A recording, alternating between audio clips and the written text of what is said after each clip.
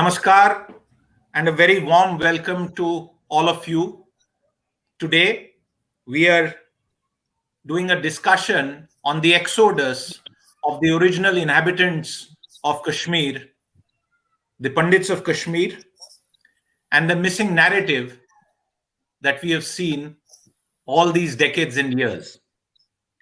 And joining me on this very special discussion is a galaxy of reporters, journalists, editors, media persons who have dedicated their life to a profession which is amongst the noblest in the world.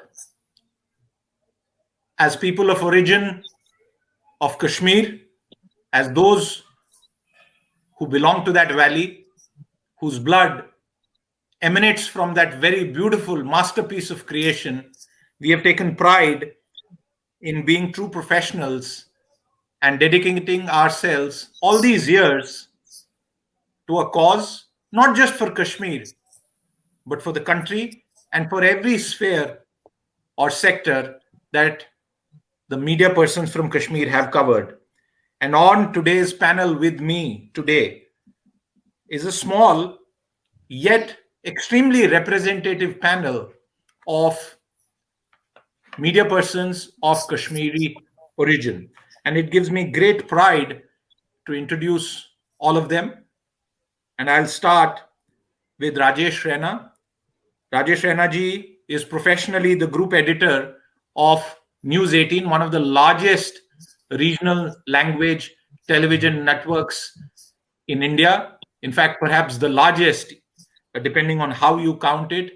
He's spent several decades in the profession and is one of the most well-respected people in his fraternity, powering language regional journalism, which is at the bedrock of perhaps all true journalism in India. Rajesh is, of course, here as an individual in his individual capacity and will talk to us about several of the points that we have for today. Anil Bhatt, again, someone who's done us proud, has spent a lifetime in the profession, working out of Jammu and Kashmir, is currently the Chief of Bureau at the Press Trust of India, India's largest wire agency, one of the fastest providers of real-time news. Again, someone who has his ear to the ground and has spent a lot of time covering the entire conflict in Kashmir from multiple perspectives. My friend and former colleague, Prerna Mishra, is also with us. Prerna and I have spent several years in the Hindustan Times, and fate got us to work on two sides of the same coin, really. I was someone who was dedicated, among other areas, to the emerging telecommunication beat, and Prerna has been someone who has chronicled the information technology revolution amongst the earliest and the best journalists who has covered the information technology revolution even before many people across the world could perhaps even spell information technology correctly. She is currently the managing editor of social media and content services at TV Today Network. Again, one of the topmost networks in the country, a multimedia conglomerate really with interests in every pie in the media piece. Thank you very much, Prerna, for being here with us. My friend, again, a former colleague, Aditya Kaul, one of the most well-known faces of journalism from Kashmir. And I've seen his following, and so must all of you on social media. Someone who is graduated from being a ground-level activist to someone who has made meaningful contributions in the foreign affairs and the internal security coverage space. Extremely familiar space on television today, on Twitter, with a mass following, which of course extends beyond just the immediate community, but like all of us, have behaved professionals first, and that is what really matters when it comes to Aditya's work. I worked with him very closely, so I know the kind of work that he has done. I also have one of the most well-known presenters on Indian television, the national broadcaster, Doordarshan News, my colleague and friend Sakal Bhat. I've also had some occasion to work with her occasionally, appear on her shows. Someone who's been a voice of reason on the national broadcaster. The national broadcaster, as all of us know, provides you good content in simple presentation without all the high decibel fireworks that are associated with Indian television. And Sakal's, of course, worked not just in Doordarshan but in private television networks also. So she also has grounds level reporting experience, including of the internal security beat. There are two more faces, and it gives me great pride to introduce them, not just for the fact that they represent diversity on our panel and diversity in terms of what the small yet powerful Kashmiri Pandit community has produced. Karan Ambardar and Khushboo Mattoo. I'll start with Khushboo's introduction. If you followed her on Twitter, I think she's one of the funniest people on Twitter, and you must follow her. She's got a great sense of humor, and I think that's missing not just in everyday life, but also in our profession. Sometimes we all take ourselves too seriously, and Khushboo brings in that bit of realism every day. She's content director at Mirchi World for Jammu and Kashmir, and also is the founder of IFF Jammu Kashmir. Someone who is doing radio in terms of her media work. And radio, as we know, has one of the most significant and largest reaches still in a country of the size of India. And sometimes we forget, not that I need to remind this panel about that, that India is more than a continent versus others on planet Earth. And finally, Karan Ambardar. And Karan, while we were setting up this panel, was not very sure about how a sports journalist would and a presenter would fit in, but that's the whole point, Karan. And Yes. when I introduce Karan, please remember that sports is actually the largest pie of real-time television news coverage globally. Sports is the largest revenue pie. News is the smallest, and as we know, the news industry is struggling. So, Karan is in the right sector. Really. It's not. I think you have overtaken us. We will discuss that. And Karan also has a presence on social media where he comments about a lot of issues. Again, someone who takes great pride in his cultural, spiritual, and regional heritage. And before I move on to the topic, I also want to introduce someone else who I personally admire, and I know that he has a legion of admirers, both not just for his intellectual acumen, for his professional record, but also for the fact that in the recent times, if there are some seminal books that have been published which narrate the story of Kashmir in very different ways, it's Mr. Rakesh Kaul, the co-founder of GKPD, the Global Kashmiri Pandit Diaspora. The GKPD platform, as all of us know, is a platform where all manner of Kashmiri Pandits from all spheres of life, all spheres of thought, come together to discuss issues of that affect their community as a whole.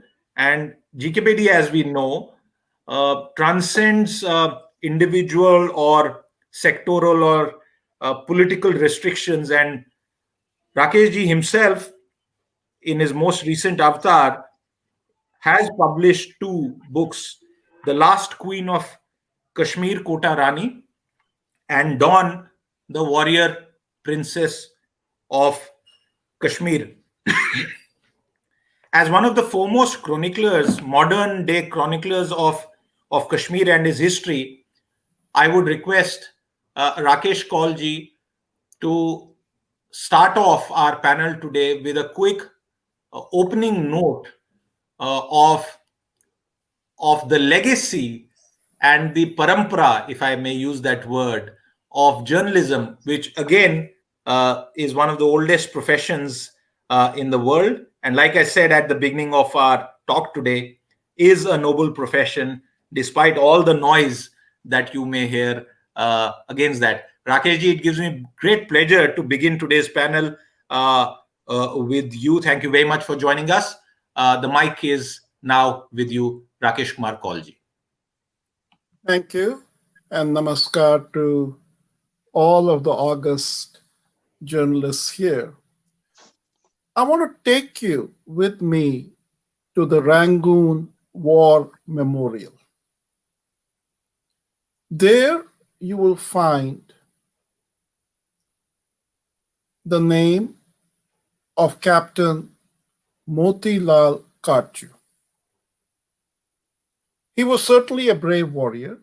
He had won the Military Cross for gallantry in Libya, but he had the distinction of being the Indian Army's first press officer and war correspondent. I start with him because he symbolizes the pratibha and yogdan of Kashmiri journalists to the birth and growth of India. I want to take you to Lahore, where a penniless Kashmiri Pandit from the Gurtu family went, an earlier migrant, and he started making a living from calligraphy. He rose to become the Rupert Murdoch of his generation. He started the Mitra Vilas Press for the purpose of publishing rare and old Sanskrit manuscripts. But his claim to fame lay in the fact that he was the first one to publish a penny newspaper which Akbar-e-Am became the voice of the people. I want to take you furthermore to the story of Pandit Hargopal Kaul and his brother Seligram Kaul, who were expelled from Kashmir for their bold advocacy against Islamism. But despite that, from Punjab, Hargopal Kaul issued a paper, the Ravi Benazir and the Subaha Kashmir from Amritsar, where he did such a good job that eventually the Maharaja brought him back and gave him responsibility for all journalistic activities in the state. So much so that amongst his official duties, he had to read the Maharaja every morning the contents of all the papers issued from within the state. Your professional ancestors, this august panel that's gathered here, played such a huge role in the freedom movement. Ayodhyanath was not only the first president of the Allahabad Bar Association, He also founded the Indian Herald in 1892,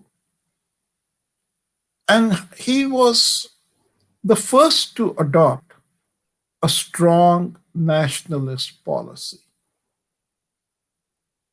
It was only after him that Motilal Nehru started the Independent in January 1919 and was also a shareholder of the newspaper The Leader.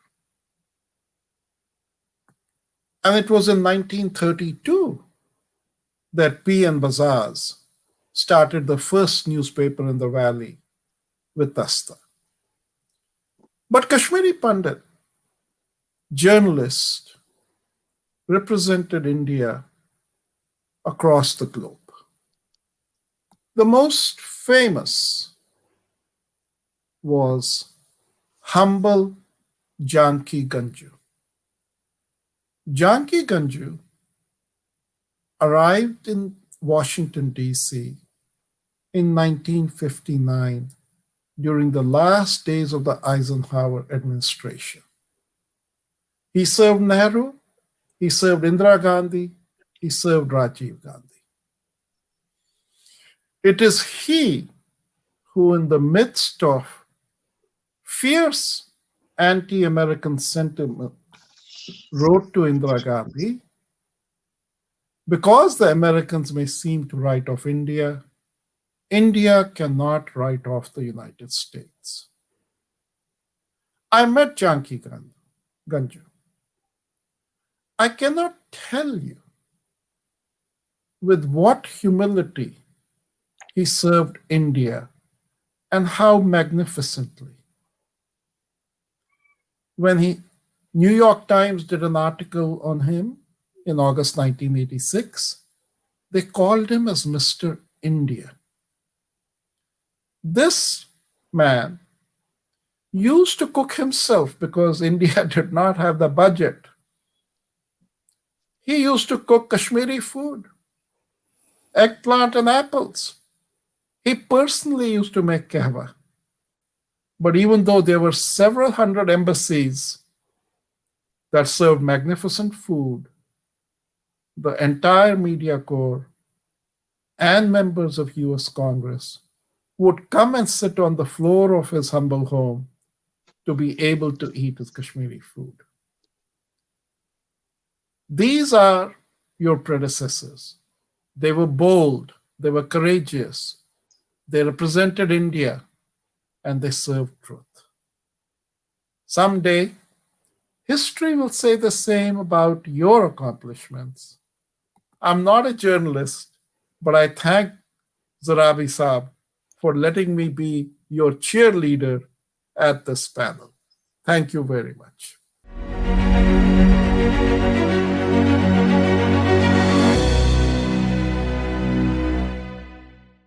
Thank you very much, Rakesh ji.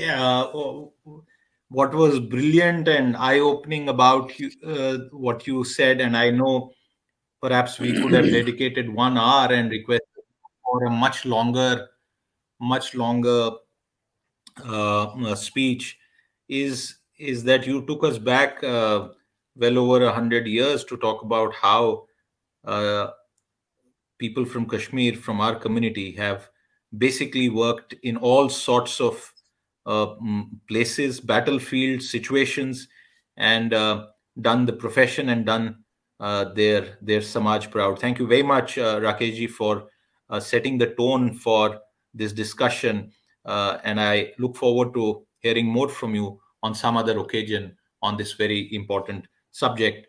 I will now uh, request my panel to get involved in this discussion, and we have lots of points uh, to discuss. And what I'll try and do is I'll go across the entire panel on 3 or 4 themes in the time that we have available with us. And I'm going to take each theme. Feel free to step in on that. Let's try and keep it as conversational as possible. So, taking off from what Rakesh ji said and gave us a glimpse really of the past, I want to take this question and go first to Aditya on the first topic. Given the background and given the contribution that Rakesh Kaulji just highlighted, Aditya, I want to ask you: have journalists from our community, writers, and other media professionals really managed to narrate their own story for not just for the sake of records but also for corrective action? Do you think as a collective, all of us, and there are hundreds more, this panel is only representative? I know many of our viewers might say, why isn't XYZ or here? Well, there was no reason. It's just the fact that we put together a panel. We can always do more. So given that there are many more people outside this panel than here, Aditya, do you think there's been a failure, if I may use that word? Firstly, Siddharth, 8 people is as close as we can come to a Republic and Arnav's panel. So I think we have a fair share of representation on the panel. And 2x Republic, including. Yeah. So I think you asked a very pertinent question, and this should be the beginning. And I'll be the devil's advocate. What Rakesh ji really summed up is phenomenal, because many of those stories, even I didn't know. I'm sure many of my friends and colleagues here, senior friends, wouldn't have also known these facts. And in the meanwhile, I texted Rakesh ji that kindly send me the text so that I can research a little bit more about them. What a story! What a fantastic story! Inspiring. I'm not too sure if generations from now people will remember me with the same kind of respect. But this is immensely important that we remember our ancestors. Secondly, you asked me about Exodus and what the journalists and writers and media persons have been doing in the last 3 decades. Personally, I believe that we have failed. We failed significantly to narrate our own stories. And in this entire, failure, I hold myself also responsible. Although, as an activist, initially I did try my bit. But as a journalist also, I haven't been able to do enough justice with our narrative, the way things have developed over the years. But yes, there are, some who have written. My dear friend Rahul Pandita wrote a book, Our Moon is Blood Clots. Siddharth has penned his own book. Yeah. There are many others who have come out with their own anecdotes, not in the form of a book perhaps, but maybe articles or seminars or different events that have been organized to recollect the gory memory of the Exodus and ethnic cleansing. But I believe that somehow journalists from Kashmiri Pandit community have moved on. And I say this as a very embarrassing fact that we have moved on from the Exodus and we somehow don't want to recollect that past. While there are some still in Jammu and Kashmir, we have Anil Bhatt ji, we have Rajesh, Raina ji, and many others who still hold the fort tight and, sometimes try to give as much airtime, as much space to the Kashmiri Pandit community. There, the fact that many of them are still suffering, maybe not in camps, but Jagti is no less than a camp itself. Yeah. So I believe that a lot should have happened. Personally, I have felt difficulties. I'll tell you, in college, when I tried to form roots in Kashmir along with my friends, and we went door to door, we met all the editors, even Kashmiri Pandit editors, and there were Kashmiri Pandit editors who did not respond. Now, I didn't want them to write editorials about me or go on prime time just about me or my community, but at least an acknowledgement or a fact that, Right. There should have been some, acknowledgement. So that did happen. But I moved on and I realized that as an individual, whatever we do is going to matter. So I tried as an individual, as a journalist, to, keep the, issue highlighted. But I think initially I'll just say that significantly we've failed. And somehow, in some editors who are very senior, who are very accomplished, there's some kind of an embarrassing factor that once we speak about Kashmiri Pandits or the Exodus, they just want to, run away from that story or fact. And somehow Right. they don't want to engage on that. And I'm telling you, till about 2005, 2006, the entire narrative of Pandits was not there in the mainstream media. It was only That's after. a very important point. Aditya, Yeah, you make very important points. Let's open up this panel. sure. Rajesh ji, I want you to step in on this point that Aditya raised. Was there a conspiracy of silence? Was the reality of what happened in Kashmir ignored? And if so, if you agree with this, Rajesh ji ऐसा क्यों हुआ? क्या is it? Why did it happen? You see, first of all, I'm thankful to you for giving me a chance to be part of this panel. And 50% of the panelists I have met personally, but 50% I know, but we have not met. Hopefully, in future, we will meet. God willing. You see, first of all, when Exodus happened, right? So 3-4 years that was the time of struggle, right? So, but those 3-4 years were very crucial because the people living across Banihal Tunnel, right? They tried to create the fake narratives during that period, right? Which our community could not respond at that time because we were struggling at that time. You see, lots of articles were written at that time. Lots of books have been published at that time. Even some so-called historians, they have written long articles on our Exodus, and they tried to create a fake narrative. And that was part of the game plan. You see, it has not happened overnight, whatever has happened in Kashmir. It started in 1947, right? When their game plan failed in 1947, after the accession took place with India and after the army and the invaders were shunted out of Kashmir, a small group of people, they were helping them at that time, right? I say majority was not with them at that time, but a small group was there. That small group activated. It took them 45 years to create a sort of movement among masses, which brought gun in the year 1987, 88, 89, right? So when the fake narratives were created, at that time we were struggling for 4-5 years. But after that, as Aditya has clearly mentioned, that we could not counter that. At that level, you see, today also, if I put one Facebook post about my home in Kashmir, there will be hundreds of comments that Jagmohan is responsible for your exodus, right? Yes. Why did you leave? Because Jagmohan asked you to leave. So you see, I know the reality. You see, every Kashmiri Pandit has a story to tell. My story is different. Siddharth's story is different. Anilji's story is different. All of us left Kashmir, but our background, our stories are entirely different how we left. And at that time, there was no source of communication. There was no mobile phone. There was no WhatsApp. There was no messenger that you will get called from somewhere. I still remember when we left, we were the last to leave our village, right? Our uncle, we came to know in the morning when one milk vendor came to our house, he said that, "Arey bhai, Janakinath ji to chale gaye hain." He was our uncle. We did not know that. So nobody knew at that time what was happening.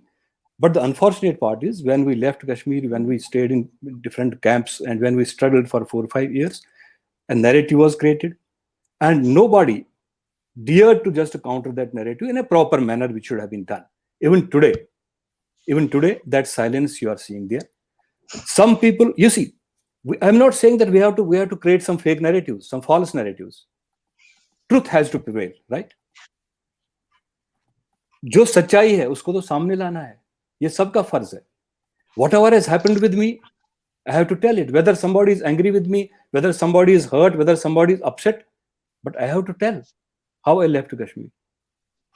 Lekin that silence is still there, and our people from our community, right, who are at the helm of affairs, who have some say, they are totally silent, because most of them feel that if I say anything, my friends in Kashmir will be unhappy and they'll be hurt, and I don't know what will happen then.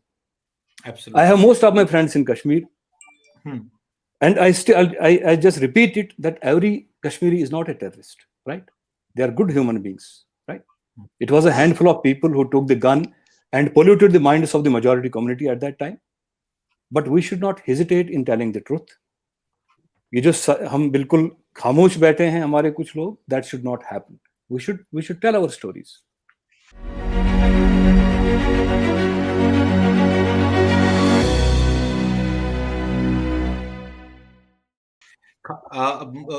This is an important point. Several points that Rajesh Raina raises. Anil Bhattji, I'm coming to you very quickly before I go to other people on the panel. I remember the Daily Excelsior newspaper as a school student in a tent school in Jammu.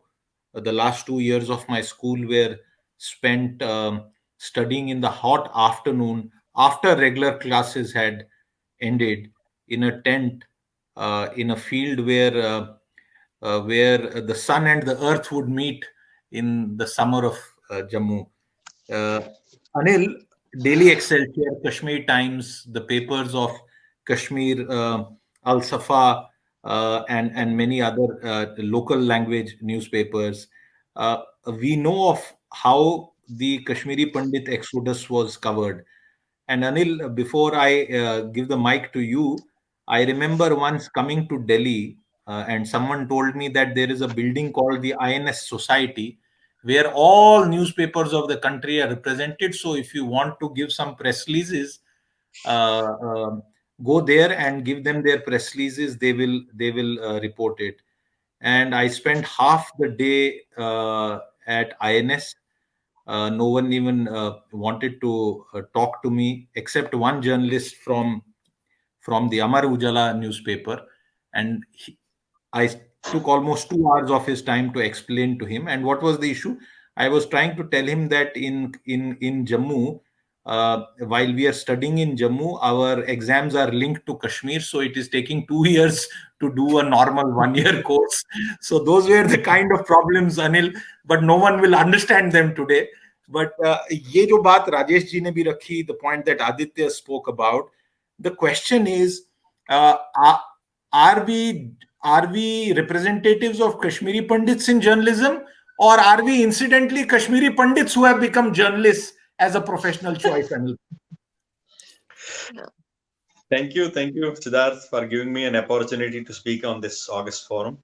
But let me, first of all, being a journalist platform, we must give and pay homage to the two journalists who have laid down their lives in the initial phase of Kashmir terrorism. That is Mr. Raslasa Koulji and PN Handuji. We must, because they were the first two journalists. One was martyred in February of 1990, and second fell to the bullets in March 1990.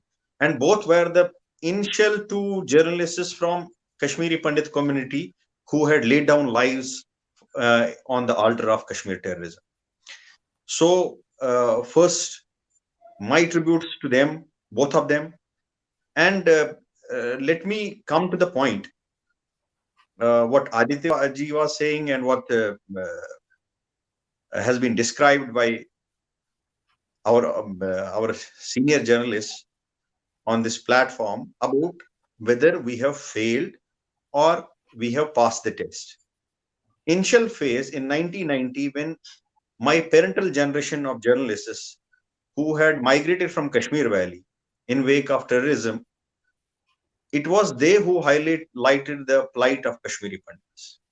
In fact, most of the newspapers, even as on today, you can see the bureau chiefs in the younger generations or from the community itself, even in Jammu.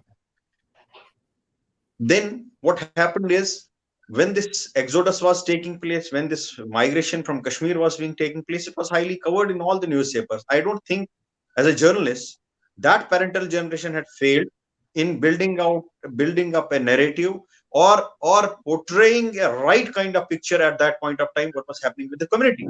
I somehow disagree with this point that we have failed as a journalist, even that matter for anybody else. But during the entire period, over the period of time, there was a grandparental generation of journalists that used Kak Saab, there is long on Koul Saab, then the large number of editors who have been editing the national newspapers, from Samir Koul to Statesman editor, and all those people. There is a full long list of grandparental generation of journalists. Then there is a parental generation who migrated and then went to different places. most of the heads of the units, whether it was the agencies, wire services, or the broadsheets, national or the local broadsheets. In fact, you see the emergence of Excelsior itself has role of number of Kashmiri Pandit journalists, even on Koul for that matter, even on Koul edited Kashmir Times at that matter of time, and it was covered very well at that point of time. I don't say that we failed in terms of giving coverage or proper space to the plight of Kashmiri Pandits, the miserable what had happened with them. There is a long list of stories. In fact, I joined in 1993 when I was in college itself, because some of our friends, we had a writing taste for poetry and everything. Then we came to first went to Jammu Panorama. Jammu Panorama was the first tabloid in J&K, which had a great and significant stories written by advocate P.N. Bhatt, because that's why he was killed. It was before the migration in 1988, 89, and 87. P.N. Bhatt wrote a lot more stories in Jammu Panorama, exposing that the seeds of terrorism is being sown. And then in Anantnag, he fell to the blitz. So there was a lot, and you yourself, so you were the ABVP activist at that point of time, and how we fought in the camp colleges. That was a different class of battle on the educational front. Exam नहीं होना, 2 साल लगने, फिर वहां fight करनी, professors हमारे साथ होना, फिर केस होना, तो उसके बाद में जस्टिस खान के दरबार में हमारी हाजिरी होनी. तो these were all episodes where you were fighting on one front of a survival battle, supporting your family, living in a camp, and at the same time you nurtured your talent of being a journalist even in the college level. So things as it is, I don't see any type of failure. But at the same time, what has happened is there were a large number of academicians. Koul Sahab wrote 2 beautiful books. I think there should have been some more books written on the Yashovati, the first queen of Kashmir, who was coronated by the Lord Krishna himself. Then there is Sugandha. Then there is Queen Didda and Kota Rani. They have written very good. But that narrative is to be built. Somebody from the academicians has to come forward to write the books. You have a large companies of specialists in working in Kashmir Valley. You have a large battalions of overground and underground content writers, whether it is a book writer or it is something that influences the policy planning and perspective of Government of India. They are writing it. Even the retired bureaucrat, retired judge, they come out with books. Even you have Khalid Bashir, Rajesh ji was pointing out to the same. He wrote a book which says this is Raj Tarani and Nilmat Purana are myths, and created a kind of a counter narrative. But nobody from the Kashmiri Pandit community came forward to trash that. Some way down the line, it was a responsibility of everybody, even for me, from Aditya, from you, to write a book, because everybody's book will be the part of history, because that is the truth. How we left Kashmir Valley, what happened. I don't want to go into the details what happened from 1947, because there were the battalions of Al-Fatah force that were absorbed by the government services. Then coming to 65 Operation Gibraltar, and later on when the Pakistani was muzzled and those forces came down, then the Plebiscite Front and went down to another force. Then all of them grouped together, People's Conference, Jamaat Islami, then Plebiscite Front and Al-Fatah force. But who? The Government of India absorbed all of them. There were judges, there were politicians, there were police officers who came from those Al-Fatah forces and got absorbed into the administration. So we were battling with the narrative.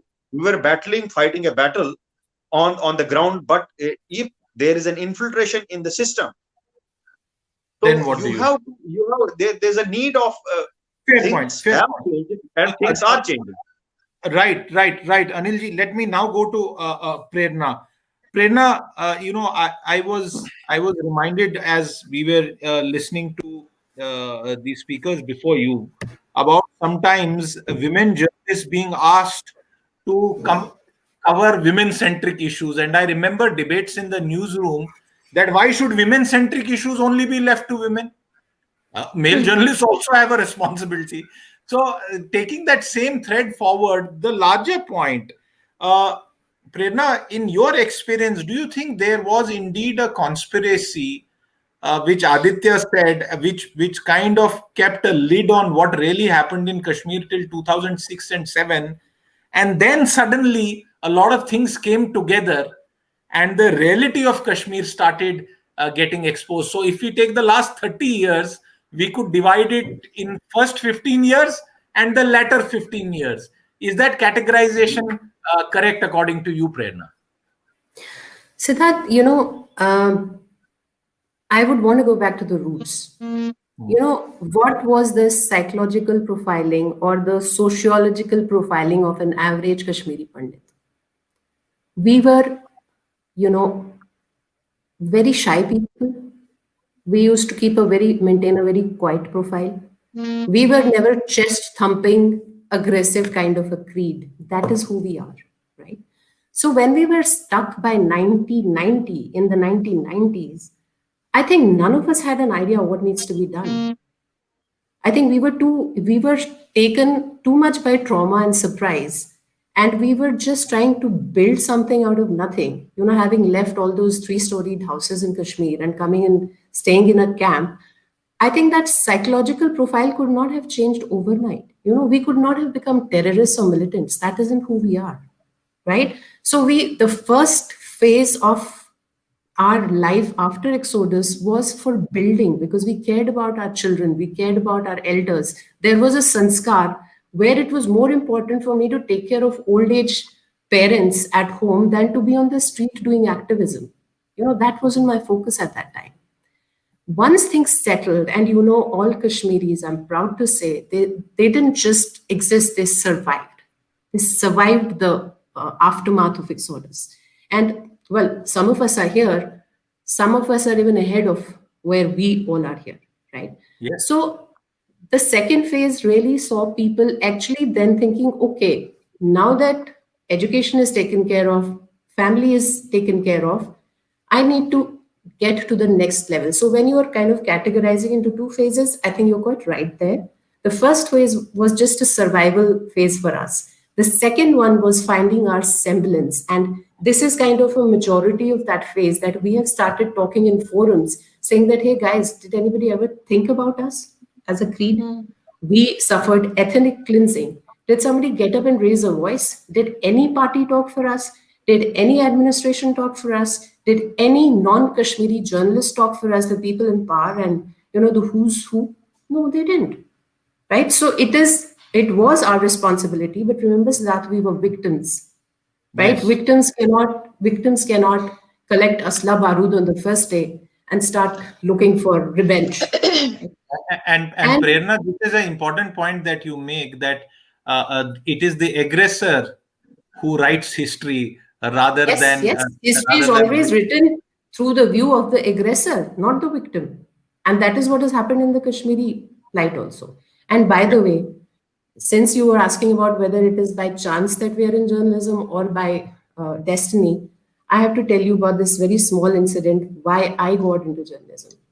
I was preparing for a test, medical entrance test in Jammu, right, after my 12th.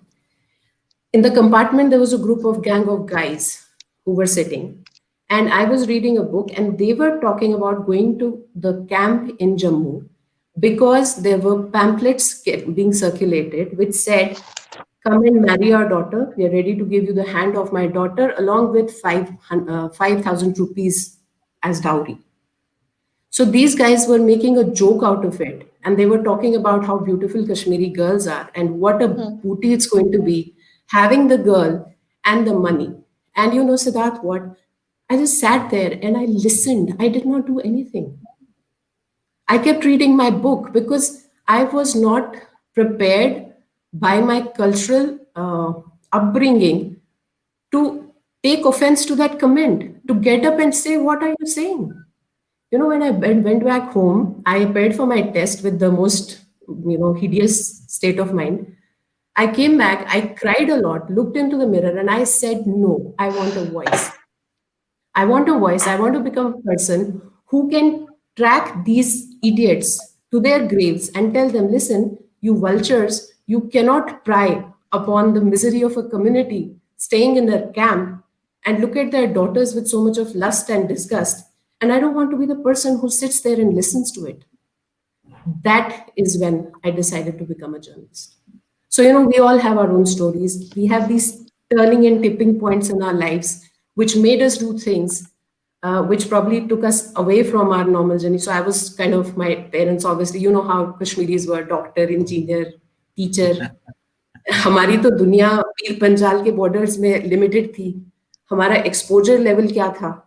We were a very quiet, sweet community nested in the borders of Pir Panjal. We did not know how to react to the external world. And suddenly you are in the summer of Jammu. What did you expect people to do? Come out as activists, become terrorists, pick up the gun? No. We did what we could at that time. And I think it was right.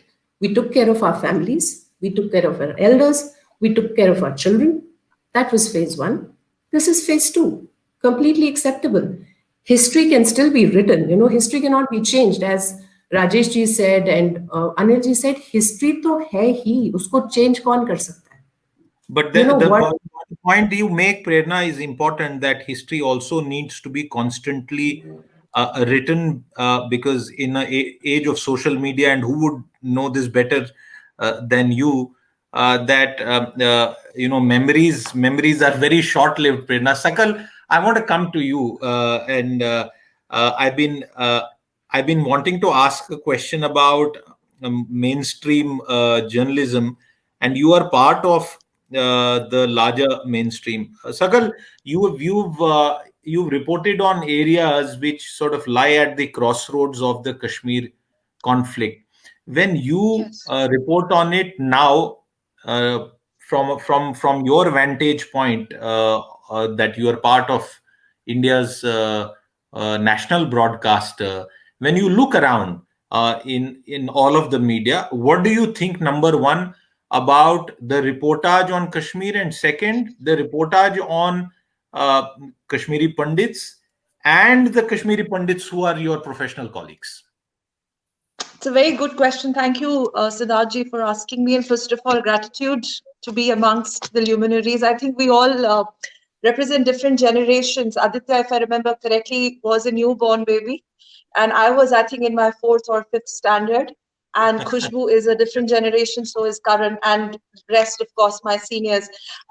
Okay, so let me put it this way.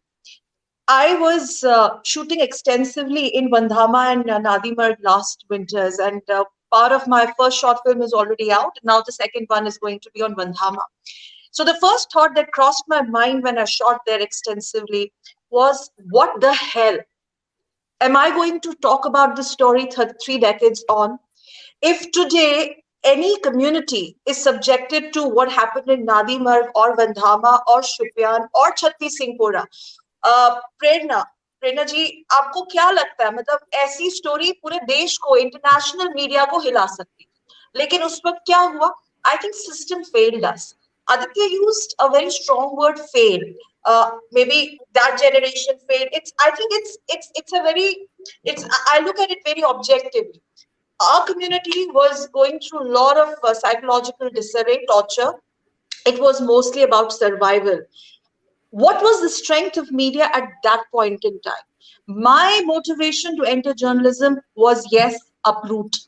I still remember Daily Excelsior had a dedicated page for poetry, and I think my first poem got published when I was in 5th standard. That's when everything was just, in pieces around me. Talking about mainstream media, my first work on Kashmir happened in 2010 when there was a different government at the center. So when I was, without really quoting and really getting into the details, the brief that I got at that point in time, Siddharth, was show the misery of a aam aadmi there, curfew se unki livelihood pe kya impact padta hai. So 2010, reporter goes back and reports. I can see Anilji smiling. It was a brief which actually came from the south and the north blocks of it. I come back and wow, you've done a great job and all. Not a single word on Pandit. Now 2010 ke baad cut to 2017. Aditya, you remember, let's not name here, but we were given a certain brief to do a story. The brief was already given to us. The storyboard was already given to us. And we had to fit into that, which we did not because we didn't believe in that. But we had to do it, but then we didn't get much ammunition. Yes, the narrative that we wanted to sell, some of us wanted to sell. When I say us, I mean media. I'm not talking about ABC. Mainstream private media. It was Jagmohan, which facilitated Kashmiri's ka exodus. Pandits ka kya hua? Nobody is bothered. But the parallel narrative, I think the focus was too much on terrorism and militancy and homegrown terror and Pakistan sponsoring it and Kashmiri Muslims abusing Pandits. And this was a narrative a certain section of media wanted to sell in their primetime debates. Now, cut back to 2019, last year when I went, I traveled extensively. And that's when I actually came to know, I'm sorry and apologies for my ignorance, Siddharth, that is this what happened in Nadimarg? Is this what happened in Bandhama? And we went through this. And did anybody talk about it? I'm sure articles likhe gaye honge, but television wasn't that strong at that point in time. The whole system failed us. We failed ourselves, but then I don't think I should blame my parental generation because I don't know whether we actually had leaders or political representation or the voices to represent us in the Indian Parliament. Hamara kaun tha us waqt? Hum khud hi itne, matlab our parents were struggling, our education was the priority, and like Prerna ji, ya medical hai, ya pharmacy hai, engineering, and suddenly you go and tell your parents, dude, I want to study journalism. They're like, mera dimag theek hai, journalism. Something like that. Now, finally, just to sum it up, my worry has been, we've been used and we let it. The system failed us. A couple of us, fiery journalists, now we have the Adityas and the Khushboos and the Karans and all, and we vociferously talk about it. But then in A channel and in B channel, I could see clear divide. At least where I am today, I'm not being told not to talk about what happened in Nadimarg. Well, they say that by DD standards, what you've done is really bold. But what shocks me today is that, can you imagine something like that happening aajkal? And then what will be the impact of that story during the primetime debates? And my last point here, yes, this whole narrative has been diluted to a large extent. And I think I mean media, non-Kashmiri, Kashmiri, I don't want to name channels here, but then we were really busy selling stories of how terror happened and what Pakistan did and blah, blah, blah. I still have the copies of my grandfather's editorial in Excelsior and Kashmir Times. It's not that it was not written, but I think Kashmiri community, jo hamare DNA mein hai, we are these educated, classy, lot of grace, dignified intellectuals. We are not very aggressive, but then we know we're the Pandits and we know everything. And we went through that music. We've gone through that music. Our parents have gone through that music. And I don't think it is late. Today, if I talk about Bandhama, it still gives me goosebumps when I go back to the original footage. I mean, what was the rest of the world or the BBC or the CNN doing? Again, if something, God forbid, again, I repeat, agar kuch aisa aaj ke media discourse mein hota hai, I think that's going to be the story of the century and the international media will pick it up like that. But absolutely, it didn't happen. And I'm sure the system failed us. System in Delhi and system, I think it's a different political debate altogether. But a handful of Kashmiri journalists, we are in minority. I think in our individual capacities, we did, our seniors did, but yes, in 90s, in 80s, when it happened, tab ka media and aaj ke media mein, there's a vast difference. Today, these are the stories which will never escape any reporters. And those stories that haven't been told, many of them have still not been told. Absolutely. Khushboo and Karan, you've been waiting for the first round because after you speak, we'll do a quick fire round for another 10 minutes before we wrap up. So I want to come to you, Khushboo, and you heard the so-called mainstream news reporters speak out before you spoke. I'm going to ask you a simple question. In your mind, would you agree with the question? And I'm just posing a question that did the mainstream prime time anchors and editors, the big guys, sitting and giving gyan to the whole world, did they Yeah. ignore the minority pandits of Kashmir for all these years? And did the environment only change 6, 7, 8 years ago when it no longer was? Did you feel not to talk the truth about Kashmir? I would like to thank first Rakesh ji to start it brilliantly with these examples that you told, like Aditya and like most of us, we did not personally know these people, and I noted down the names, and I will really read about them to get inspired. And I just want to Yeah, start with a sure, couple of Khushboo. points, if I'm allowed, because I'm not sure if No, it's no, rapid Khushboo, go fire ahead, go round, ahead, and go then ahead. maybe we Please go pack ahead. up early. I I am not. I think I'm not. I don't know the history too well like Rakesh ji, but I've been in constant touch with Anil Saab and with Rajesh Raina, with Aditya also, and we keep on discussing and there is this gap that I see because I travel throughout the state a lot. I go to Kashmir 40, 50 times a year, and most of my engagement is with the young crowd, 14-year-olds to 17, 19-year-olds. And while Sakal and Prerna told about their journeys and how they joined and what made them enter the journalism field, and I just joined by chance. And but when I traveled, I realized that what I know and what these people know is so different, and there are no voices out there. And while I agree with Aditya's point also, he said that we failed, but we have to understand why we failed. We failed because we were scattered, we were weak, which is improving now. A lot of us find support in each other online, which is not a small thing. So if I feel something wrong is happening, I can write down about it now on Facebook or on Twitter, and I know it's right, and I'll get support from my fellow people around. So maybe we were lost. A lot of us were lost for these 15, 20 years that you're saying. I was growing up. I have seen different kind of crisis. I'm from Aditya's. I'm around the same age, and I've seen different crises at home while going to school, and I've seen different kind of poverty. I've seen different kind of struggle. I do not like people my age and after that. Post 90s, that we say, this generation that I'm, because this is the generation that I usually interact with. They do not understand when you say that you used to live in 3-story houses and your Yeah. grandeur and your poshness and your royalty. We do not understand Yes. that because we've seen abject. For us it Poverty. was abject poverty for us. Yes. Yes. Yes. and and while it's very easy to sit in Delhi or in any other city, when you come to Jammu, Jagti is a royal place. You go to Muthi camp. Mutti camp. Yes. These places are a disaster. You should have seen how, and we see some success stories from there coming. Right now we see these stories coming out now from probably youngsters who are 25, 28. Now they know the voice. Now they finally know the words to draft and to give Yeah. interview or to become or to enter the field of journalism. So while we have lost the time, we have also acquired very responsible. We've gone through, and our youth is responsible.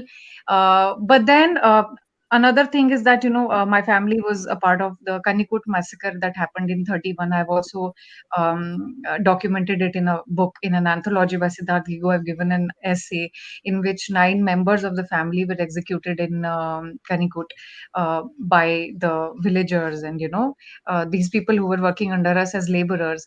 And while I totally agree with Rajesh ji and Anil ji that we should be documenting, and more and more people should be documenting, because 20 years from now history is going to be different from what we are saying. We'll be tired, we'll be old, our oldies must have gone, and then there would be no one who can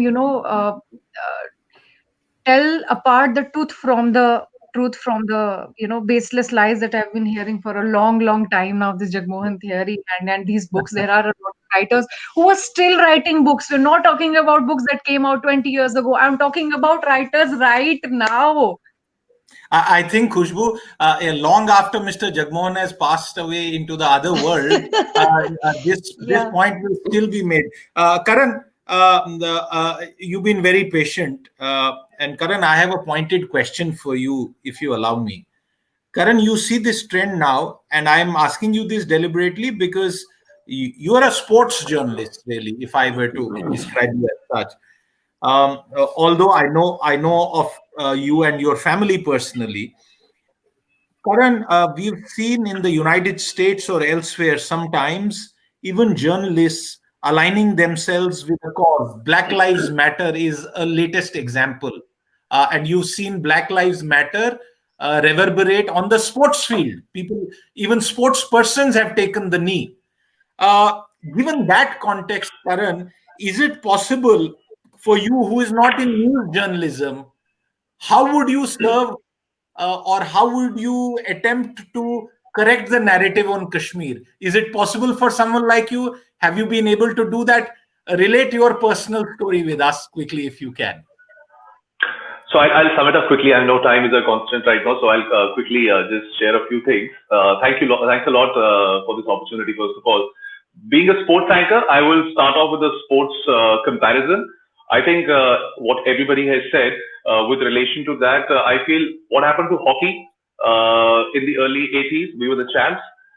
83 is when cricket took over, and then as Ms. Prerna Kaul said that the aggressor writes the history. And as we all know right now that cricket is the so-called sport which is more popular, and hockey is, I often compare hockey to Kashmiri Pandit's story. We are not looked at as gracefully as cricket is looked at.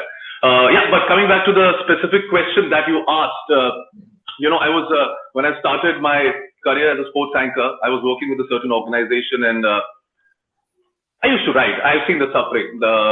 Siddharth, you have seen us, how we, as Khushboo right now mentioned, it's difficult for people to imagine the 3-story houses that we had. And then suddenly, Siddharth was my neighbor. We were 17 people in one room. So he knows what we have gone through. Everybody, all the Kashmiri Pandits, what they have gone through. And yes, as Ms. Prerna Kaul said, we were in a stage of re-establishing ourselves, saving our life. But then again, so I'll come back quickly. Activism should always be there. As a journalist, no matter what profession are you from, I feel if you stand for something, as long as it's correct and not harming anyone, it's for your favor, you want something right, something done for you, you should stand for it. Be an activist, no matter what the cause might be, as long as it's the right thing. Coming back to the organization, I started writing. I wasn't very active in my growing days. I was involved in sports, was playing constantly. And of course, Aditya, my father, they were the ones who were, the flag bearers in Delhi, as far as I remember. And I have never been to all these protests, the marches that we had. These people got arrested. I was standing outside jails, bailing out my brother, father, Aditya. They were all there in the lockup overnight. And I was not very active that time. And my father always complained that, why aren't you doing this? This is your land as well. And my simple reply was, I don't have a voice. I am not a voice that people will focus on. And that comes from the fact that we are not a big electorate. And that's how a country functions. Black lives, as you mentioned, big electorate, huge impact. We are not like that. So when at the organization I started writing, that's when I started realizing, something is not right. I need to voice my thoughts as well. And just happened to be that I had just become a sports anchor. So I started talking, I started writing on Twitter, Facebook. One day I get a call. I had my organization's VP waiting before me, before I checked into the hotel. And I'm 4 hours I'm supposed to go live, and he reprimands me and says that, what have you written on social media? Now that gentleman apparently got a call from Delhi saying that, what is your anchor writing? And he asked me to remove it. Now I was scared. I was a young one. I was scared, just starting. What did you write actually?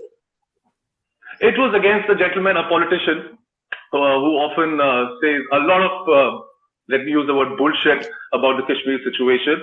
And I don't want to name him. I will name him some other time, maybe we'll malign him some other day on some other platform. But yeah, so I refused to. I took a stand there. I said, I won't remove it. Why don't you give it to me in writing and just tell me that this is what you want me to do because of a certain reason. Now he got pissed. And these are the terms, the words that were used. This is the term he said, and I'm going to quote him. Your private parts are in your place only because you're a Kashmiri Pandit.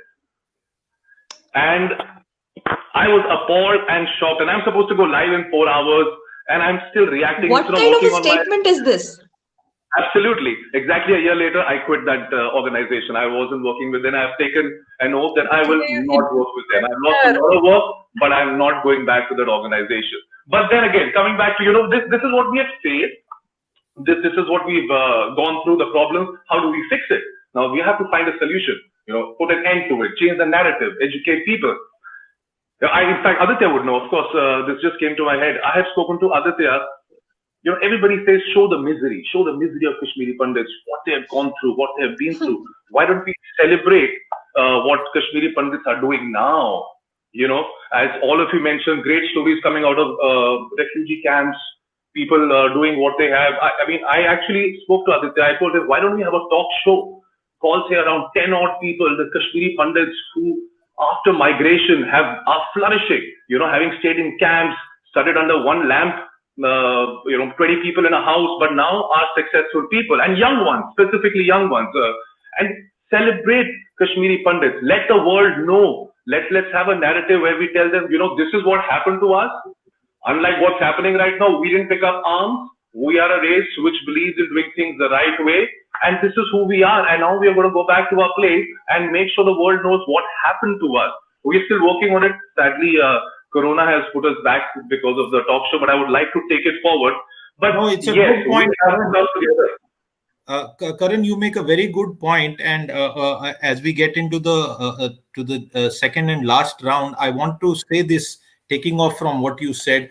I think there are two clear sort of calls to action that we have from today, at least for me personally, and I know all of you will agree. One, and I would request Rakesh ji to guide us to lead this, which is to chronicle various, like he said, starting with the example of Captain Motilal Kachru, from that time, and try and create an anthology online repository of such names so that they can resonate. Aditya, you already, I think, hinted at that, but I think that is one collective call to action that we need to do. And second, Karan, while I know of that one room in which 17 people lived, we were right across that, and some years back I took a look at that room. Oh, and, you did? Yes, and I could hardly hold back my tears, but that was a different time. I didn't know about the fact that you actually lost your job for raising your voice, and I think that is a very I didn't lose my job. I stood my ground, but a year later I left on my own. Yeah, you left. I think that's a better choice of word. But you stood your ground. I just wanted to focus on the fact and make everybody who is watching this and listening to this realize that it's not always easy. Your beliefs and convictions and carrying them come with a cost, and all of us have paid a cost. Prerna and I can perhaps separately speak about half an hour about the organization that she and I worked together, and how difficult it was to even get in a word sideways to the mainstream narrative that prevailed on Kashmir. She and I have lived that actually, but many things cannot be said. Okay, finally we have another 15 odd minutes. So what I want to do now, I'm going to request you to be very quick. I don't want to interject and cut you off, but the point now is, for everybody who is watching, and for the generation that will come after us. Anil ji spoke about 3 generations. That was a very well put argument. But for the future, for jo aane wali generation hai, I keep telling people who says, our voice is not heard. I tell them, please open a Twitter account. Even if 10 people see what you have written, you have pictures, post them. Makes a difference. Narrate your story, write your story, Facebook, Twitter, use whatever platform, but everyone should be an activist. And I say this, every har Pandit sawa lakh barabar hai. I am using something borrowed from Sikhism. But in terms of our voice, I think all of us need to have a voice. So I'm going to start with you, Rajesh ji. Rajesh ji, if today you would advise youngsters from our community who feel strongly, who want their voice to be heard, what are the 3 things that they should be focusing on? Timan Kyapa is one. What is the narrative that they should focus on, which will bring attention to what people say is now old and history, but for us, it is still a pain that we remember. I, for example, remember exactly the truck that I jumped into one fateful night in 1990. I will never forget that. I will also never forget that in 89, in our joint family, the eldest in our family took out a bottle of benzene and said that when the 3rd door breaks down, and he told the girls of the family, you will have to consume that bottle when the 3rd door breaks down. We've seen those times, Rajesh. What should our future generation focus on? You see, the problem with the future generation is that there are some practical problems. You see, they are not emotionally attached to Kashmir, right? Whenever we visit Kashmir with our family members, with our son, with our younger generation, right? So they don't identify themselves with Kashmir. Because somebody is born and brought up in Hyderabad, somebody is born and brought up in some other place. Their language is entirely different. My son speaks fluent Telugu. He speaks Tuta Futi Kashmiri, right? So these practical problems are there. But we have to narrate our stories to them because they are not witness to what has happened to us. We have to make them understand. Yeah, these 4 or 5 topics, these 3, 4, 5 stories, we have to tell them the greatness of Kashmiri Pandit ancestors, how great we were. We have to tell them about the Sharda Peeth, greatness of Sharda Peeth. What was that? Right, unless and until we inculcate that thing into them, so they cannot narrate those stories and that cannot be taken forward. So it is responsibility of elders, responsibility of parents, and also to take them back to their roots. You see, I will tell my son staying in Hyderabad lots of stories about Kashmir, but unless and until I take him back to my village and tell him that this is the place we used to live, these are the people who are our neighbors here, and these are the stories, and this is the reason we left this place. So these things we have to take them back to our roots and tell them our stories. Then only they can take that forward. Share your stories. The Ramayana was passed down for eons by word of mouth. The Mahabharata has been passed down by word of mouth. There is a Kashmir ki gatha, the reality which we must pass down. Sakal, to you, same question. A quick answer, please. Well, I'm worried and I'm concerned. I think, correct me if I'm wrong, I think our community is diminishing gradually. When I say this, I mean a lot of intercaste marriages and the fact that we've been scattered as it is. We are small in numbers. The whole jo cultural erosion hai, we have to prevent that. I mean, today I don't know how to read Jantri. Even I think my mom is the last person, or my grandfather. We just lost him recently. So I'm more worried about that. That's one part of the view. Journalistically speaking, yes, I think in the last 15 or 20 years, we have been extremely aggressive. And I think we need to be more aggressive and talk about these untold stories and do whatever it can. And I think thirdly and most importantly, Siddharth, we have to be together. We have to be together. And pardon me for saying this, I've heard this a lot many times during marriages and all. मतलब हम एक दूसरे को ही अब I don't know whether there's a right platform to speak about it or not, but then fine. We are a great community. No, fair point. We Fair have point. outclassed the rest during the toughest times because we have people like Siddharth and everyone, all the seniors. Because you, I think when 89 happened, you were at the threshold of your career, your education. I was still younger. Aditya was small, so was Khushboo and Karan. But then us phase ko survive karke yahan tak aana now, for us to pass on the baton to next generation is very, very important. I'm very concerned not only about the right narrative, but most importantly, I'm concerned about our cultural erosion. I think if we could just protect that and prevent that, despite getting intercaste marriages and all of that, let's let that जो कश्मीरियत है हमारी, जो हमारा typical पंडित culture है, उसको preserve करना बहुत जरूरी है. मुझे I am worried about that, more concern about that. Anil ji, I'm coming to you and I'm looking at the clock ticking down, so I will request everyone to say their point a little more quickly. Anil ji, the point is the same. We have found our voice, but how do we make sure that it continues to be heard?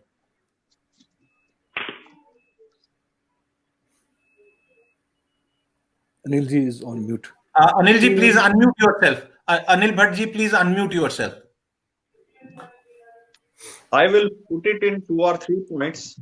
First, that we were part of the legislative setup, we were the part of executive setup, we were the part of judiciary, all the 4 pillars, and we still have a greater presence in media. But I tell you, we should inculcate a sense among our younger generation from coming back from package back to power. Means they will have to go back to executive setup, they will have to go to the judicial setup, increase their footprints, because that is the perspective where we can influence the country in policy planning and perspective. If you don't have those footprints, that's gone. Secondly, academicians and all, whether it's a professor, whether anybody, they should come out at least with their digital or in the hard copy, their own historical, the journey of Kashmir they started from and the roots. They should also put together their family tree, write down about the family tree, write down about their villages, write down about the mohallas of Srinagar city, so that that is also a part of history that you recollect, collect, and carry, provide it to the other generation to carry forward. Because there is nobody. And secondly, you will have to come on social media, at least put up posts of the ancient Kashmir. Some people have been doing tremendous work by putting forth and exploring the Kashmir narrative in terms of the historical perspective of being a Kashapa's Kashmir. You can build such narratives. Ultimately, the narrative is to be defined by the government's policy. They influence the journalists, they influence the policy makers, and ultimately, journalists in a way also become part of that narrative building. You are war Jammu and Kashmir. There is a Indian point of view. There is a Pakistani point of view, counterpoint. There is a Kashmiri point of view. There is a Jammu point of view. In that reporting, in that divided atmosphere is altogether very, very difficult, and maintaining that kind of so it is my request to the community that apart from saving culture, there have been good efforts made on various fields. Almost 2,000 to 3,000 people have learned Sharda, writing Sharda now. So things are. We should not be so much pessimistic in that way. We don't need to be pessimistic. I think this is an important point that you make, Anil, about the fact that first 10-15 years we were recovering from a shock, and it was a fight for survival. And now you can see, and I say this with great pride, if there is a member of our community who works somewhere where there is no one else, he becomes an ambassador of Kashmir. He becomes an ambassador of Kashmir. Every single member of our community, wherever he may be on planet Earth, has spoken the truth. He has done it in his own good faith. And like I always say, ideology, political leaning, leave that aside. No one cannot true to Correct. Karan, you wanted to come in quickly. Your Just final quickly, remarks, and I just want to add quickly, in terms of the question that you asked that what do we pass on to our youth? I think not just our youth, we need to educate the youth of the country currently, because as much as we are trying hard to, get back what we have lost, there is certain kind of propaganda, of course, which all of you are aware of, is sold off by non-Kashmiris as well. And I'm talking about youth specifically. I had a couple of people in my house who came for a social gathering, and they got to know that I'm a Kashmiri. Absolutely no idea about my history, but started telling me utter nonsense. 5 minutes into the conversation, and I'm talking about 25, 26-year-old kids who were actually a part of JKLF. They were actually a part of, very proudly they said that we are part of JKLF, and what we are doing is correct. I had to throw them out of my house. So the point is, not just the Kashmiri youth, we need to educate the youth of the country. I have lost friends over the last 6 to 8 months, educating them and telling them, this is what happened to us, not what you are hearing. So we have to become strong, come together and tell that. I will use the word telling. It is very important to tell what we went through so that the people can understand that. अपनी दास्तान, अपनी कहानी सुनाओ. Aditya, you wanted to make a quick interjection, and then I will let Khushboo speak, and finally let Prerna have the final word on the show today. Aditya, to you. Sure. Small clarification, and then I'll just give you brief 2 stories and I'll end. Clarification on the fact that what I said earlier, when I blamed ourselves and I said that it's a failure, it wasn't us on the panel or the Kashmiri Pandit community as a whole that I said was a failure. Now we have to recognize the fact that there are some very affluent journalists who had made their mark. There were many others who had left much earlier, not in 1990, who were settled in Delhi, who could have done much more, but did not. I don't want to name names here.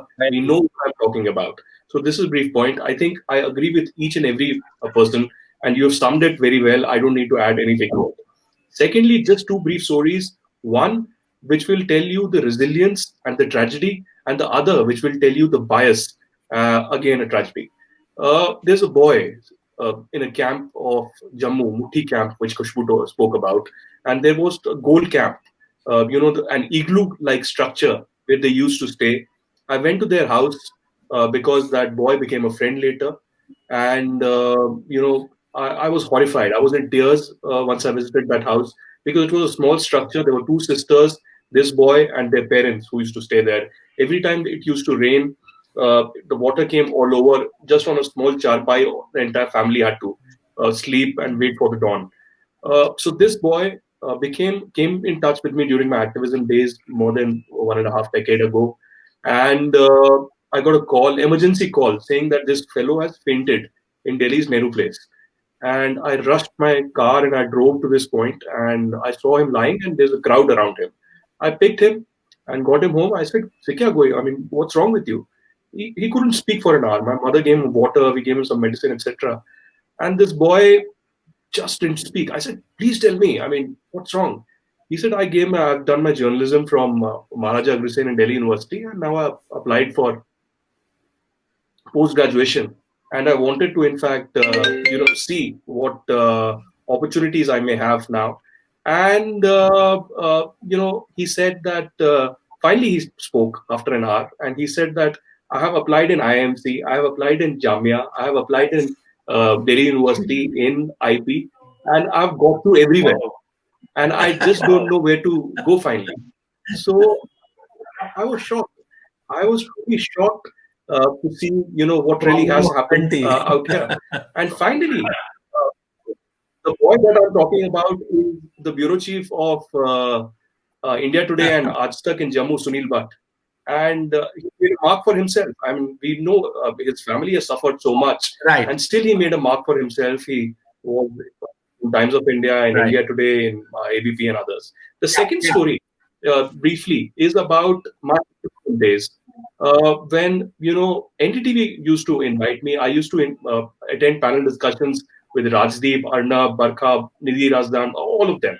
And one fine day, a particular channel and editor had to do a show in Kashmir, and her team invited me and said that we'd like to invite you, but you call other suggest other friends also who could come in. So I suggested a lot of Kashmiri activists, prominent faces, young faces also. And later, a friend in that particular channel called me and said that these guys are bluffing you. I said, why are they bluffing me? They said that all the names that you have given have been blacklisted. You have been blacklisted as well because they don't want your point of view. So they just want to ensure that people around you who ever speak about the Kashmiri Pandit against separatists will not be invited. Now, I'm not taking the name of the editor, but this is the same editor who later blocked Vinod Mehta as well, just because he, came out with that entire Radia Gate investigation outside Outlook. So that's how the media has been biased as well. And the entire left liberal circuit in the last 3 decades. Yeah, just if I may just quickly come in here, 10 seconds. Allow me to say this, Aditya. I think, the whole TRP bandwagon out there, they feel, Siddharji, that Kashmiri Pandits don't need to sell their stories of misery because this is not going to fetch them TRP. A, B, what's going to really fetch them TRP and the sound blasting primetime debates on record? I don't mind saying this, of which even I have been part of it, of that quote unquote nonsense in some capacity or the other. It doesn't interest them because it doesn't give them TRP. It doesn't have a selling value. They're not interested in the miseries that we went through. They're interested in something else. And I think we all know that. Absolutely. Khushboo, your turn, and then Prerna before we wrap it up.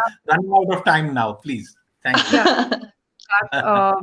I would like to thank again everyone. And Siddharth, you'll have to give us some more time because all of us are really passionate about this discussion. Correct. I think that's a very We'll have part 2. And I really loved Aditya's stories. And the very fact that throughout last 4 years, I've come across hundreds of stories like these, I become really emotional because they are documented nowhere. So if you're asking what 3 steps we should be taking, and all of us can take these steps in individual capacity. हमें एक group बनाने की जरूरत नहीं है, वो group बनते ही रहता है, फिर कुछ होता ही नहीं है. I am telling you about steps which you all can take on individual capacities. We should start with documentation ourselves also. We should be giving as many interviews as we can. We should start writing articles and we should keep documenting whatever we know. We never know who gets inspired, what from where koi fact ऊपर आ जाए. We have to do our homework. This is our homework. So the first step is documentation, which is very important. One page I would like to mention here, which is doing tremendously well, is Search Kashmir. It's trying to collect history. It's trying to fact check. It's also trying to tease these false narratives in a very funny way. It's a great page on Twitter. Do follow it. I think Vinayak Razdan runs the page. So all of us can do in that manner, okay? And not just documentation of how exodus happened, when did the tragedy start. We can also document the lifestyle diseases and all the trauma that the elders have faced after that. We need these surveys. All of us have stories of parents, of grandparents, these stories of our elders, still believing they are in that mohalla. It's some kind of Alzheimer's. They wake up in the morning, and I have relatives who wake up in the morning and who just call out bubbly and who just call out some dirty, and they don't know that they are in Jammu, which is a tragedy. All of us know that. So the first is documentation, because the truth will otherwise perish in 20 years. And I am meeting these youngsters who are 15, 20-year-olds right now. The truth will be different by the time we are old. Okay. And the next, mentorship programs. On a personal level, we can mentor 2, 3, 4 good kids. We don't need to make a group or sign any MOUs anywhere. Anyways, MOUs are not doing any good. There are hundreds of MOUs that are being signed in J&K government right now. Frankly, this is all for just news, I must say. But all of us, like Anil Bhatt mentors me so many times. He tells me what to do, we can all gather students who are very good from our community and mentor them, give them career guidance. Some of these kids are really lost. And just because of this opportunity, loss of opportunity, because they have lived in abject conditions, why lose? We can take that responsibility of mentoring some kids and at least getting them in touch with some scholarships also. Right. अच्छा ही होगा, इसमें कुछ बुरा तो नहीं होगा. We also need, like Anil Bhatt sir said, that we need more officers. That means we need kids in prominent fields also. Kids are not studying as much. If you see these lists that are coming out, Kashmiri Pandit kids बहुत कम है अभी. We need to face that reality also. Our kids need to be there in the UPSC, in law, in journalism, everywhere. They need to study a little more harder. That is why that mentorship and that guidance is also required. Rajesh Raina's son is doing tremendously well. Now that we are here on that platform, I would like to congratulate him on that as well. And we need a lastly, I don't know if I'm going to offend anyone, but we need a better leadership. We need better faces on prime time debates. हमारे जो Yes, thank you. में हमारे stakeholders है ही नहीं, हमें भी पता है. We need to change those. We need to refresh these people. New progressive people need to come on ground. Now this is correct. I don't want to see. I'm not going to name them. All of us know them, but I do not want to see those fixed 4 faces on every channel. Fixed 4 fake. Fake. Correct. These faces refresh. What is stopping? I don't think. I think, and also all of us can also contribute to various anthologies that are coming out, which is a great part of documentation. We need just quickly. Oh, sorry. Just quickly, you guys, since we're just dropping names. We need to finish. Just read the guest house that we stayed in. There was another kid over there. I don't know if you remember it. Abhay. His name was Abhay, and he's a young guy. And he lost his leg in a bomb blast in Jammu outside his school. He lost his aunt also in an accident over there. And you should see if you've heard of this place called this company called Licious. They are they send meat to your place. Look how successful he's become. He's doing so well. His sister Abha, she's become a great Sufi singer. She's promoting Kashmiri music. These are the people we need to. Yeah. Prerna, last but not the least, sum it up for us, and we're going to end with you. Quickly. So, Siddharth, here's the point. When in the initial days, I looked around and I wanted leadership. I wanted to contribute. But, when I went to, and, Sakal has said it aptly, we don't need to shy away from the facts. We always had a leadership deficit.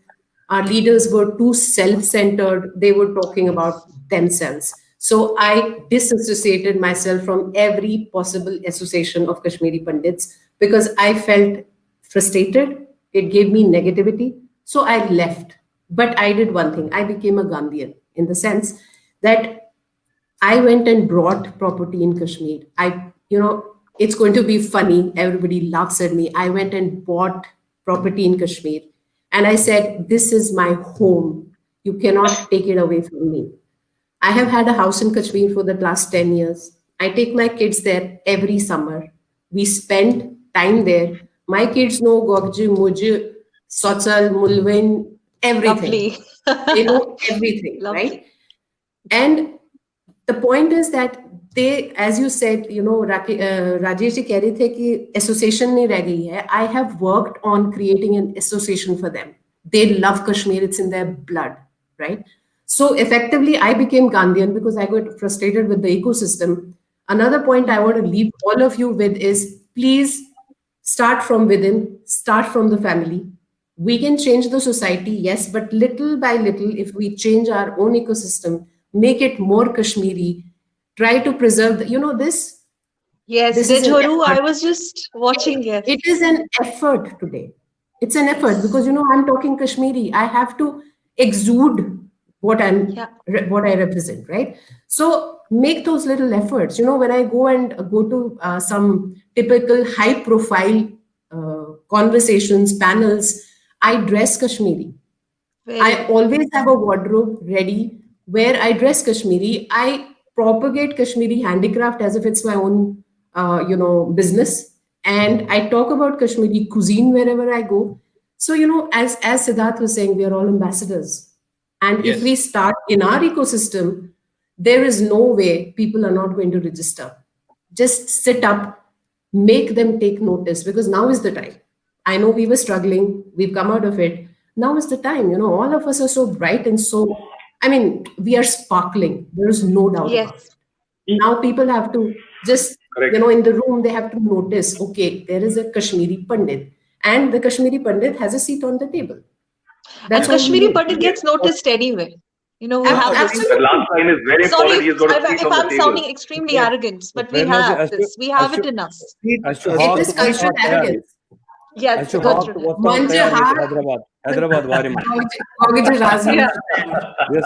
Okay. I think we should have next session in Kashmiri, Siddharth. Siddharth, can I make just Why, yes, one Rakesh. point? Yes. The 2 points I want to make is obviously we are very concerned about getting justice for a genocide. 1,646 Kashmiri Pandits were killed, butchered, massacred.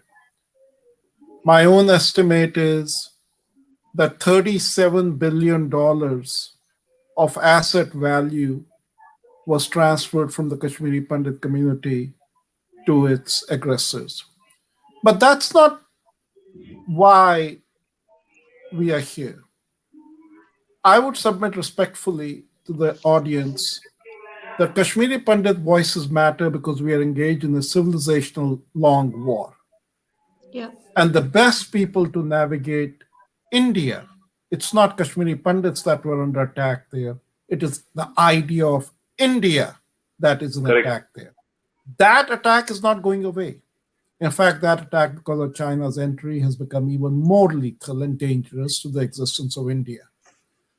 And if India wants to win that war, then Kashmiri Pandits, as has been said by Prerna ji, they have to be the scouts and the guides, because we are the truth keepers of Kashmir. Nobody else understands Kashmir, its fault lines, its minefields better than us. So it is not just justice for Kashmiri Pandits, it is so that India can win that war. The second point that I think I want to address to our community, I go back to what our own journalist said in January 1891. It was then in a journal, a Kashmiri community journal, Safiri Kashmir, which was very well known in its time. Kaul wrote, "Now we are outsiders to all. The different parts of our body must now protect each other." So I share that story to humbly submit that we have to be connected with each other, and we have to be connected not just in space, we have to be connected in time with our own history, our own ethos. And that's what's going to empower us to win the battle that life has thrust upon us.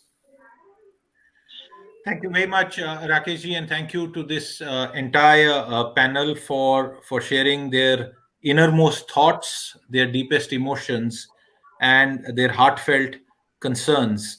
30 years is but a drop in history, and especially a history of a proud civilization which counts amongst its prodigious works like Rajtarangni, which are the earliest documentations that have ever been produced in the Indian subcontinent, and I would dare say perhaps in the world.